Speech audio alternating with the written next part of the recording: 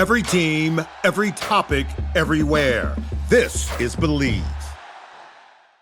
Rise up! Team Rise! Rise up! Team Rise!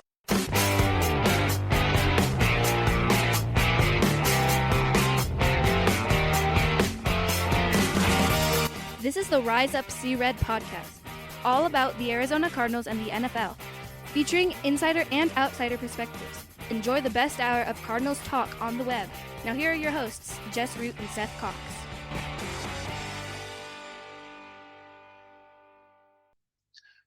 Hello, Arizona Cardinals fans, and welcome to the latest edition of the Rise Up See Red podcast, the best hour of Cardinals talk on the web. I'm your host, Jess Root from CardsWire.com, USA Today's NFL Wire site that, of course, covers your Arizona Cardinals. Recording episode 812, our preview of the Cardinals-Cowboys preseason game that's take place Saturday night at 7 p.m. Arizona time at State Farm Stadium. And joining me is my co-host from RevengeOfTheBirds.com, SB Nation's Arizona Cardinals site, is Seth Cox. Seth, this is supposed to be the most important preseason game, right? I mean, that was the thought, but the reality is they did not, understandably, by the way, did not emphasize game one or the Hall of Fame game, I guess, week 0 of the preseason. And then they really emphasized game 2 to an extent. Saw a couple starters or potential starters get banged up. One lost for the entire season in Chase Besantis that we talked about last episode. And now in game 3 have reverted back to bubble wrapping starters. And I don't know, man, it's the new Cardinals era seems a lot like the old Cardinals era sometimes, right? Yeah, it does. And I kind of get it. Like head coach Mike LaFleur said on Thursday that Jacoby Brissett would not play, and then a number of other starters would not play. But I mean, you can't exactly at this point in the preseason just sit out 22 guys, but it'll be pretty close, it sounds like, how that ends up. So it'll be Gardner Minshew at quarterback. But yeah, and I guess in part it's because they're going to give them, the starters, the bulk of their reps early next week when they have their joint practice against the Green Bay Packers. And then it'll be the deep backups in that preseason finale next Friday. Which we always expected, right? Like that was always going to happen. I think this game I think if everybody gets out of Las Vegas healthy, you have 10 days. You probably get a series of the starters in this one because, like you said, it's really hard to sit 25-ish players in game 3 of the preseason or game 2 for everybody else. The most important game for everybody else. But I think things didn't go exactly as planned, so now it becomes like, hey, let's set guys and make sure that they're ready for joint practice next week and then ready for September 13th, because that's really what matters. Yeah. I would expect that at of the starters, like I don't think we're going to see the starting offensive line, but we might see someone like Elijah Higgins playing tight end because he didn't get any work last week with a concussion. You might get one of the defensive lineman starters, whether it's a Dante Stills because he missed last week, or Darius Robinson, even like an Andrew Billings getting more reps, right? But like limited more reps, right? But yeah, I mean, unlikely to see any of the big 3 in Wilson, Marv, and Trey McBride. I remember McBride played one whole snap last game. I would be flabbergasted if we saw Tyler Algier again until September 13th. Correct.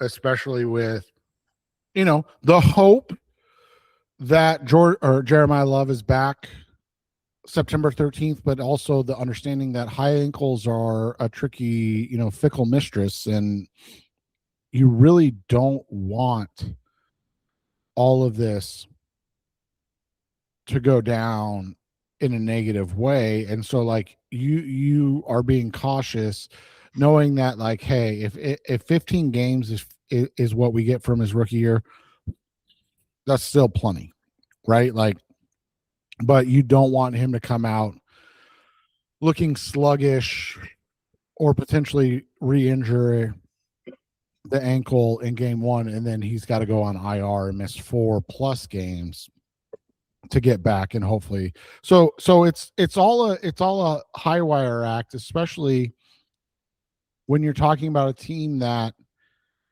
has put itself in a position where, we talked about this in the offseason, especially after the draft, right? The running back room was a strength until it's not. And it's not that it's not a strength anymore. It's just that there's the unknown of Love's return. There's the complete unknown of what on earth James Conner is going to give you this year. And so going into week one, the only knowns are Tyler Algier and at this point, Bam Knight, because Trey Benson, we don't even know what's going on. So, right. So like the running back room that was plentiful and fruitful and full is now normal. Right. Exactly. It's going to be interesting. And I wonder, like, I bet we'll see some Denzel Burke, Max Melton at cornerback, or maybe not. I'm not sure. Probably Rabbit will play it a little bit at safety. Cody Simon. I mean, with the inside linebackers, I think maybe Mac Wilson is the only one that sits because they only have 5 inside linebackers on the roster right now. So you've got Jack Gibbons, you've got Cody Simon, you've got Carson Shire, and you've got Owen Papo. So Mac might be the only one that sits in that game. The other question I have is like, would you even see Bam Knight? Like maybe a series? That's a good question. I would guess so because I'm not sure that I don't know if he's a lock. If he's a lock, maybe. Well, but if you want to give him the competing with Corey Kiner to kind of give them like split reps in the first half and then go with the Trey Spears and Edward Holt, legendary running back room that we've always wanted to see. And that's also the reason I ask about Bam is we don't even know what's happening right with Trey Benson. We kind of really have no idea what's happening with James Conner. So like, is there a chance that Bam Knight is running back 3, whether it's Conner or Love at running back 2 in game 1 until like everything else is sorted out? Like that to me is where the questions arise, because we're kind of flying blind, and it's not like they owe us anything, right? Like we'll know everything when the 53-man roster gets dropped, but also it's kind of an odd way to operate, because I was going to say, we talked about obviously the running back room, right? Like that's an interesting one. But then you have the cornerback room. And you mentioned Drake, you mentioned Burke and Melton, right? Like but now you have Garrett Williams coming off a PUP. And so you're looking at this and you're going, what is the corner room like? Is Melton a trade candidate? Is Star Thomas and Keitrell Clark and even a Sean Murphy Bunting on the chopping block? Like Like, what on earth is happening with this room? Because you don't bring Garrett Williams off of PUP to not expect him to be ready week 1, right? Like, because now you can't carry 8 corners unless you're just going to keep 3 safeties and Katon Crawford's gone, which would be unusual. So, like, there's just a lot of interesting decisions being made because of all of the players that physically cannot practice or play in games yet. Yeah, it's going to be interesting. The Garrett Williams move, that's fantastic news, by the way. Whether he's ready to start week 1, we'll see, because we're still, a little more than 3 weeks away, so he should have ample ramp up. But, say they keep 6 cornerbacks and he's inactive week 1, maybe week 2. Murphy Bunting gets the run in the slot, but it shapes, like, Williams' return shapes the cornerback room a little bit, because unless Max Melton gets traded, it means Elijah Jones or Star Thomas or Keitrell Clark are gone, or maybe 2 of them, depending on how things play out. It'll be interesting to see how that goes. Max Melton is an interesting one because it seems pretty clear that Burke has separated himself from Melton, at least in the depth chart. We got a lot of both of them early in the game. Will Johnson played a little bit, and then it was Burke and Melton, or it was just a couple of years ago where they played 3 corners in 2 spots, where they used the rotation of Sean Murphy Bunting, Star Thomas, and Max Melton as a rookie, where they basically had 3 guys that they rotated through those 2 boundary spots all season. And maybe that's kind of the plan again this year, is that they'll go with Will Johnson. They'll go with that, that Will Johnson won't be 100%, that all 3 of them will play like 75% of the snaps at cornerback. And maybe that's the way they go with that decision. But the cornerback room is always an interesting thing. It's going to be interesting to watch with that competition, how it shakes out with everything. But it does make this game far less interesting in terms of what we're hoping for the season, because it means we basically see no starters. And one of the things we wanted to watch, that we wanted to see last week in their game against the Raiders, was how the starters looked.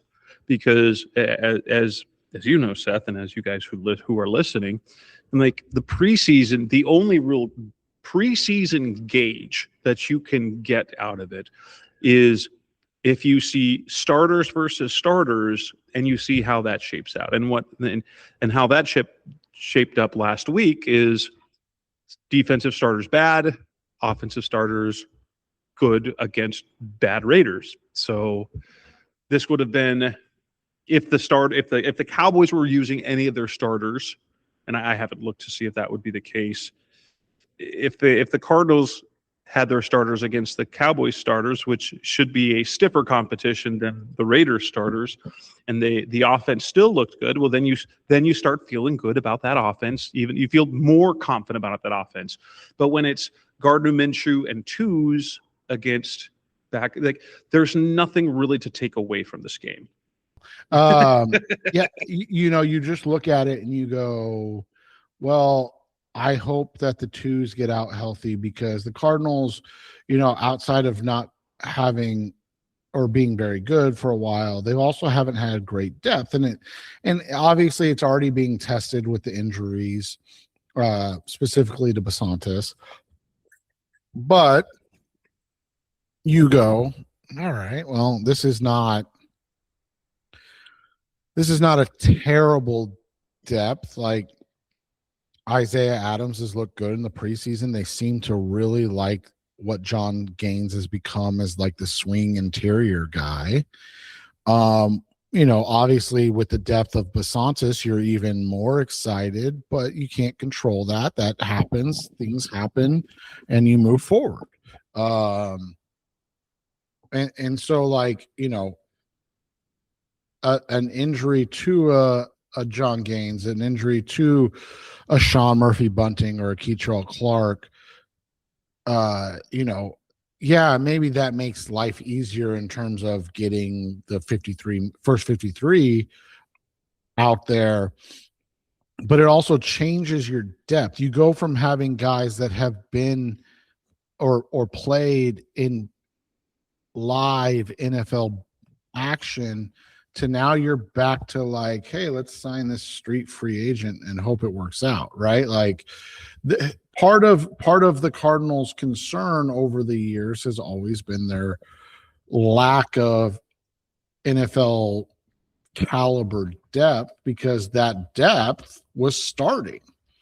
And so now you start to grow that depth. You start to get guys with NFL caliber ability in your system, and you go, okay, I feel a little bit better about this. And then what happens or what kicks off? Oh crap! Now we're back to we're back to depth guys starting, and we're back to guys that are street free agents being depth, and then God forbid those guys end up starting again, right? Like that's been the Cardinals' biggest issue of the last probably, this after I would say 2021, right? 22 and beyond, that's been the continued issue. And so now it's like, okay, things are starting. I don't want to overstate it, but starting to turn the corner where it's like, okay, there's NFL depth on the roster as well. So you're just like, oh God, can we just get to the NFL season so we can get into games that matter and not have to worry about losing key pieces or even key depth for preseason. So.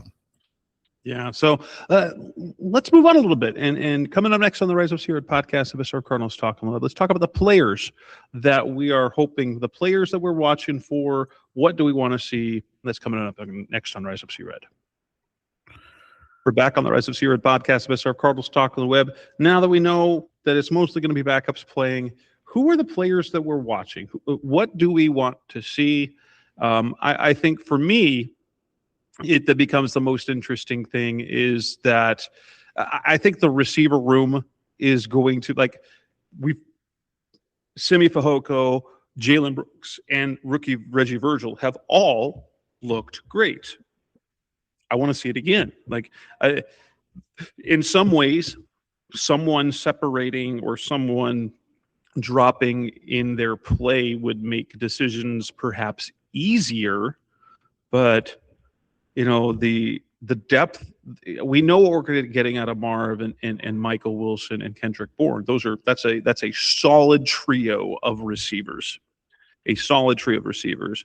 But to have the confidence in a Jalen Brooks to come off the bench and to be able to do things offensively, to have Reggie Virgil, a fifth round rookie, to give you a little bit of promise, I'm happy. I want to see them continue to really perform well with the offense. And I do have kind of a question for you too, because this is something that every fan base, but specifically the Cardinals, and typically it's happening because either a guy like Larry Fitzgerald. I mean, we've talked about this literally since 2013 when we started this podcast. Or 14, sorry. But, Larry Fitzgerald talks about who was the guy? Was it Steve something? I can't remember now off the top of my head, but, talks about a receiver in the preseason and everybody goes, oh, he's the next guy. Like, he's the guy. And then he never makes a difference. Right. And then you have the yearly preseason warriors that we've discussed in the past, Cappy,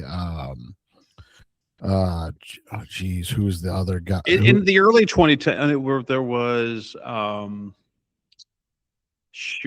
The name is right there, and I can't. But there's a guy that there's guys every year in the early 2010s. It seems every year there was a receiver like Stephen Williams. Williams, that's who it was. Yep, and he would Fitz would mention it, and people are like, oh, this is the guy. So my point was, are we like overthinking the Jalen Brooks, Reggie Virgil situation? Like, are they really going to be assets if they are cut and not make it back to the practice squad? Well, here's the thing, and I think Virgil. Well, it's not Virgil. I know Simi Fehoko is a vested vet, so he doesn't go through waivers. Right, and Fehoko is the only one with NFL special teams experience that like kind of separates him from the others, right? Like, don't get me wrong, Brooks and Virgil probably can and will need to play special teams if they make the roster, but like Fehoko is an NFL special teamer on top of being a wide receiver. Yeah, I think, like, I'm not sure if Brooks is a vested vet or not. He might not yet be. He says he's played a ton of special teams, or at least practiced a lot of special teams, and he's intriguing because he had the experience in the wide receiver room with the Cowboys, where he was there with CeeDee Lamb and George Pickens, and but yeah, that's an interesting thing. Reggie Virgil, you don't see a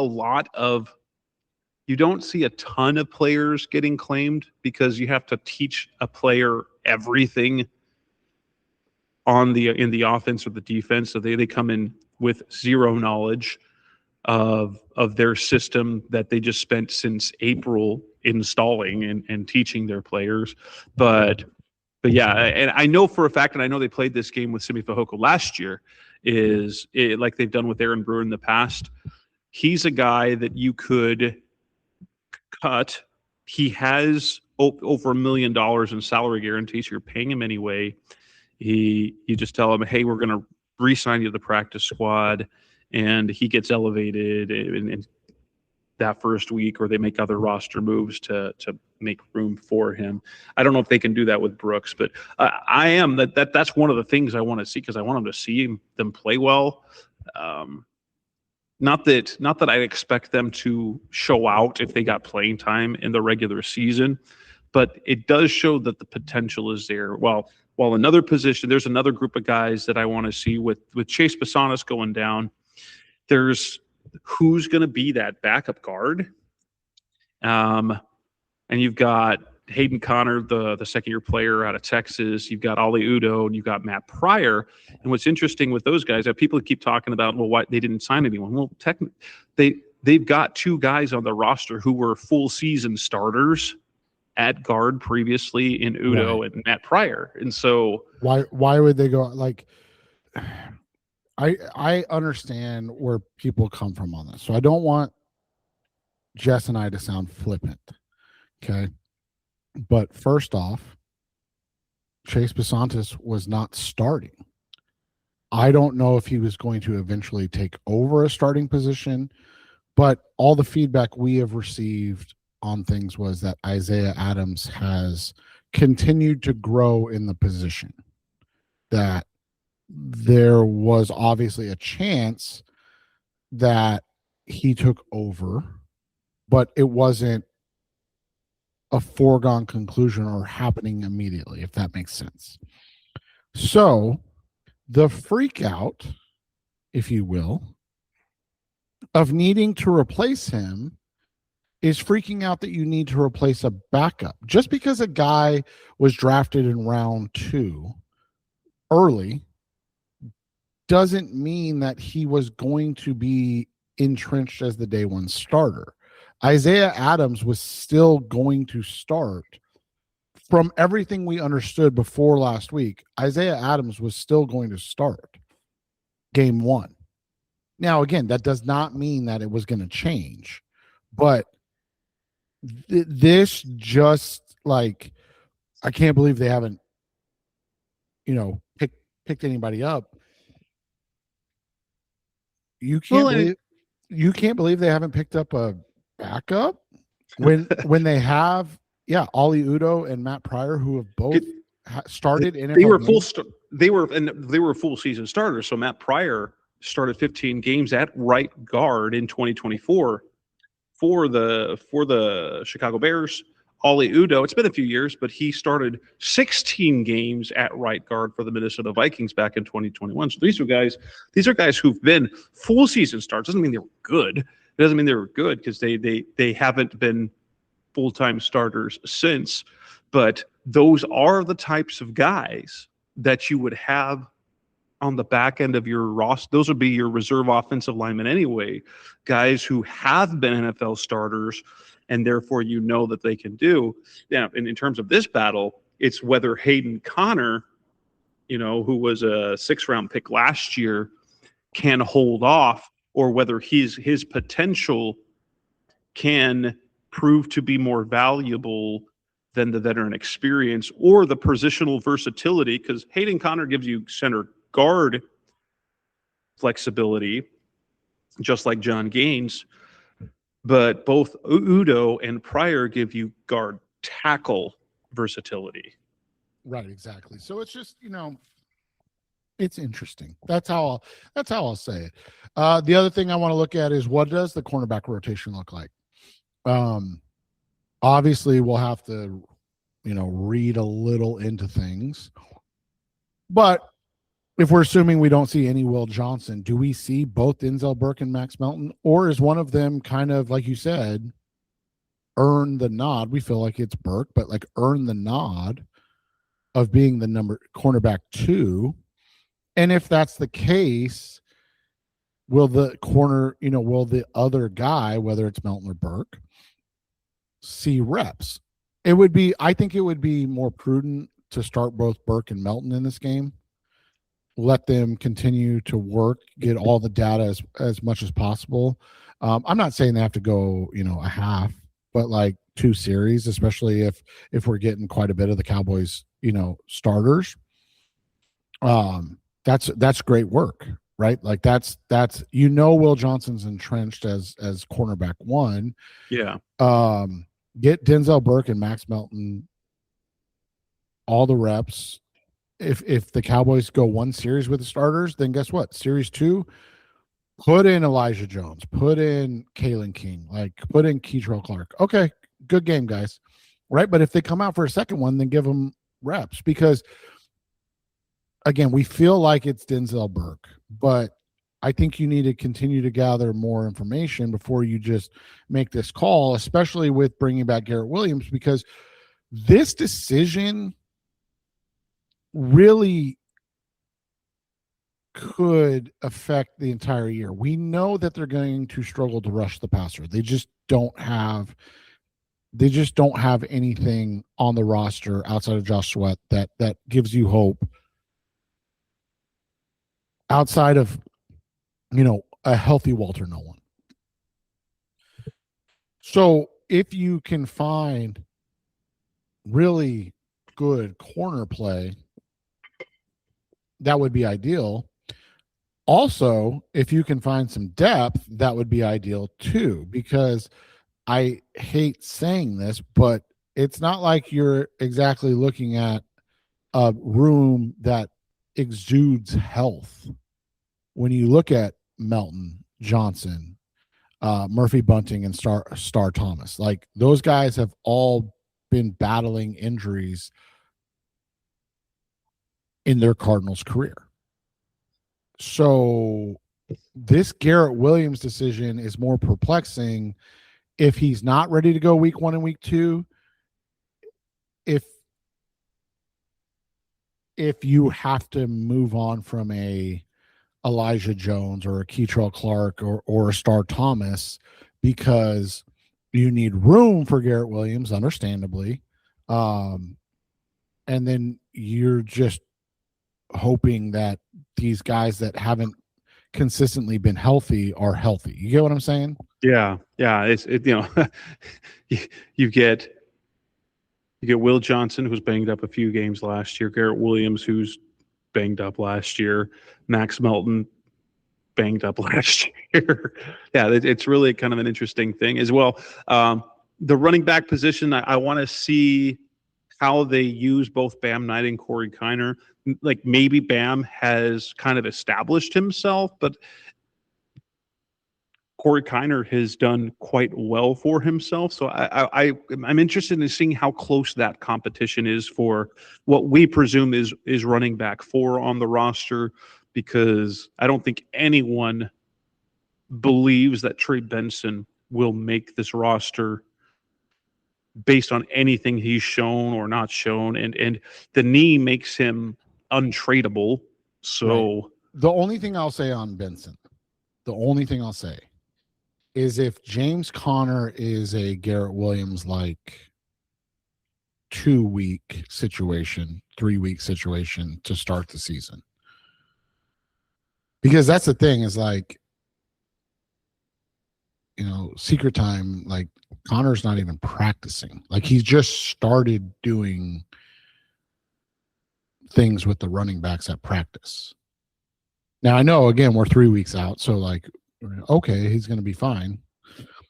But I mean, 30 plus years old, coming off a very severe injury. Like, again, are we putting our eggs in that basket with the uncertainty of love still? Like that's, and I get it. You can't trust Trey Benson either. So that's the whole thing to me, is like, that goes back to the question of like, how much do you even play Bam Knight? If he's really going to be running back 3 out the gate, like how much can you even afford to play him? Because that you can't lose another guy, right? Because then it is Corey Kiner, and that's fine. Kiner, like you said, has looked really, really good in the preseason, but like you want that to be a win by Kiner, not a necessity of Kiner. Yeah.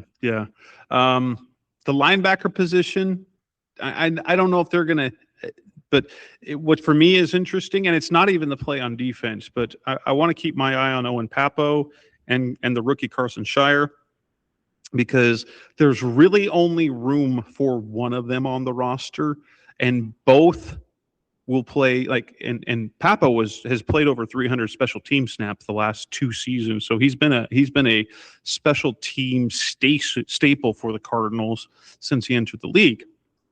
But Shire is also, like, he's a rookie. They drafted him in the 6th round. I think he played, didn't he play over like 1,000 special team snaps? He was every bit a special team stud as Keaton Crawford was when he was in college as well. And so we know he's going to be good on special teams. It's just a matter of who's the guy that they keep, the athletic freak in Papo or is it the upside of Shire at this point in that. But it'll be interesting to watch, because their play on defense is not the part that I care about. Right, exactly. And that's the key. The hard part is, again, like you mentioned it, they literally have only 3 guys. You mentioned Papo and Shire. Eugene Asante is like the other guy. So who is playing next to Asante in the 4th quarter? Like that's genuinely one of the things. And it doesn't mean anything per se, but I do think you and I look at it and go, if it's Papo, they're probably leaning for Carson, right? And if it's Sherrar, they're going, will you be valuable enough if you need to get reps in the season? We need to see you play linebacker, because you know exactly what Papo is. Like if Papo's your 4th linebacker, you're actually not in a bad spot. But you mentioned, like, he is first and foremost a special teams demon, and Sherrar is as well. But like, again, you've got Mac Wilson, who's spent some time not playing football because of injuries. You have a guy in the 2nd year that you're hoping makes a jump in Cody Simon. You've got a guy that was kind of a part time starter in Jack Gibbons. So you've got a lot of questions. But then I also look at it like, is Sherrar a guy that's going to get picked up off of waivers? Or is he the guy that, ends up on this practice squad and then, on game day is activated because he's going to help out on special teams while the ninth lineman, is inactive type stuff. The games that they play with this stuff. And we've talked about it too with like the tight ends, right? Like obviously it's McBride. You mentioned Higgins likely getting reps because he needs them. But like, where's Tip Ryman in this whole thing? Yeah, that's another thing, because we know that Ryman's not going to be ready for week 1. They didn't say whether he would stay, like if he's going to have to stay on the PUP list, so he misses the first 4 games. But if they decide to pull him off and put him on the roster so he can practice, you're going to have a 4th tight end on the roster, because if he's not ready for week 1, and so that other thing, so is it Tegan Catoriano? Is it Rivaldo Fairweather? Is it who's that guy? Who's the guy that's going to make the roster then? But yeah, let's talk one more thing. Coming up next on the Res of Secret podcast, if it's our Cardinals talk on the web, let's look at who are the guys that need this game the most in their roster battles. That's coming up next on Rise of Sea Red.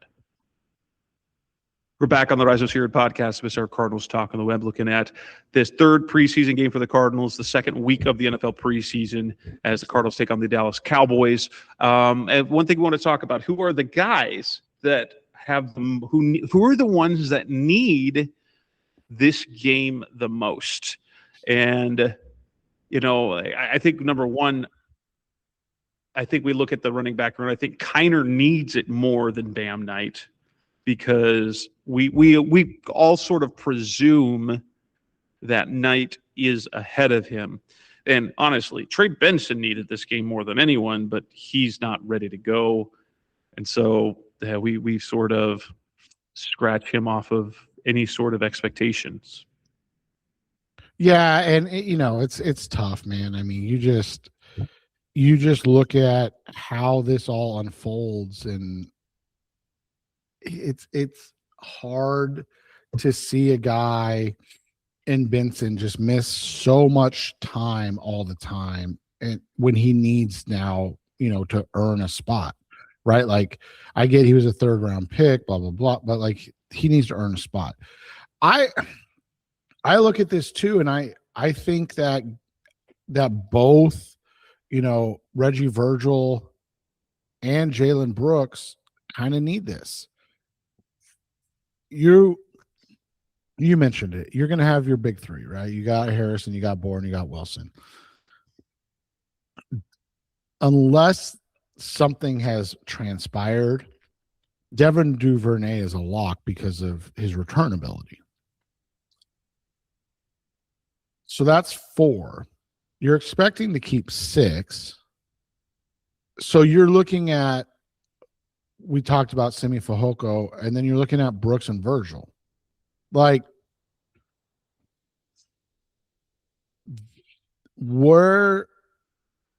who gives them the most upside? Because that's what you're looking at, right? You're not going, who can fill in for Marvin Harrison? You're not looking at who fills in for Michael Wilson. You're not even looking at who fills in for Kendrick Bourne. You're saying, who do I think could, in 2 years, be a guy that is the wide receiver 3 in this room? Or let's get super out there. Who is the guy that replaces Marvin Harrison Jr.? Right?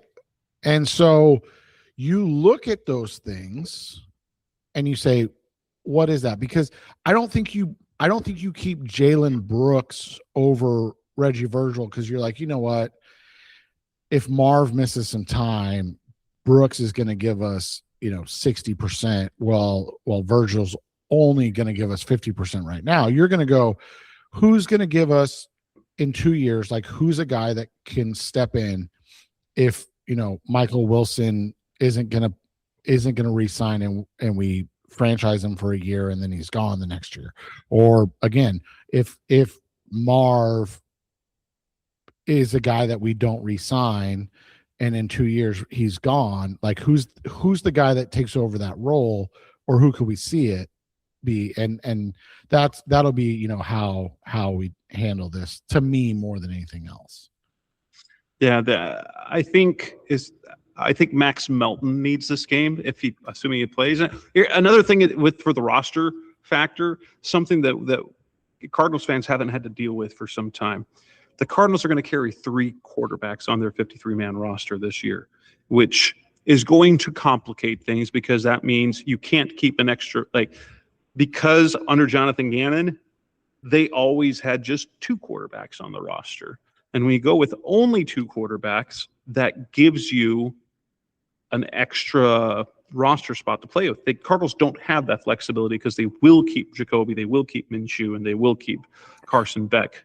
Now, real quick on that, because I don't remember, and I want to get this out there now because I'm always looking forward to meltdowns. On game day, only 2 are active, correct? Correct. And if you have a third quarterback who's on the roster, so this is what Carson Beck will dress and will likely be designated the emergency quarterback, but he's technically inactive. But when you have 3 quarterbacks on the roster, you can have that third quarterback as designated as an emergency quarterback, where he can come into the game if both guys go down. But then as soon as one guy is deemed able to play again, he goes back to being inactive. So that's how that'll work. Because you can't do that with a practice squad guy. Yeah, no, and that's what I thought too. Again, he's the emergency guy. He's going to dress, but he's going to be inactive almost every game, at least early in the season, right? Yeah, until it's time to give him the chance. Who else needs this game? I think, well, goodness, BJ Ojolari badly needs this game, I think, because as we mentioned the last show, Eku Leota, while he's been fine, he plays a ton on special teams, and if you kind of remember the Victor McKagey role, or if you go back farther, but you have the guy who's at the back of the outside linebacker room, the Dennis Gardeck role before he kind of blew up. If BJ cannot show his upside as a pass rusher, then his value for the roster continues to diminish, because Leota, at least if he's not going to get sacks, he will give you good reps on special teams. Yeah, and that's the thing is, when I made the statement earlier about not having a pass rush, that's the reality of it, right? Like it sucks, but it is what it is. But is there anyone else who might play that you say they need this game? I mean, it's tough because you feel like so many of these guys need this game. I do want to see a little more Rabbit. I've been kind of disappointed with his development. I think the reality is when you're a 4th round pick, this is kind of how it goes, right? Like it is a flyer pick on hey, athletic freak, a lot of production, but he plays at a pace that's not maintainable. And he's got to learn to play at a better pace that protects him a little bit and keeps him safe, but also, allows him to be aggressive. And he hasn't been able to find that still, right? Like he hasn't been able to find that. And I'm not worried about him making the roster or anything like that. I'm just talking about more I want to see him stack good film together, because that's not something we've seen over his career when he gets extended playing time. And with that, we will wrap up this edition of the Rise of C-Red podcast of SR Cardinals Talk on the Web. The Cardinals will play on Saturday And next week, we'll be back to talk more about, well, what happened, making our some sort of predictions for the final roster, which will be difficult because the Cardinals play next Friday night, and then they have to cut the roster down on Sunday. So we've got more coverage coming. We have one opponent preview left, the Philadelphia Eagles, and then the regular season. But until then, that's Seth Cox. I'm Jess Root. Thanks for listening as always. We'll be back again soon. Thanks for listening to the latest edition of the Rise Up, See Red podcast. Listen to previous episodes and subscribe to the show on Apple Podcasts, Stitcher Radio, Audioboom, or many other podcast platforms so shows are delivered directly to your mobile device. Please give the show a 5-star rating and always support the sponsors who support the show. We'll be back soon for the best hour of Cardinals talk on the web. Rise up, Red Sea, be Red, See Red, and of course, Rise Up, See Red.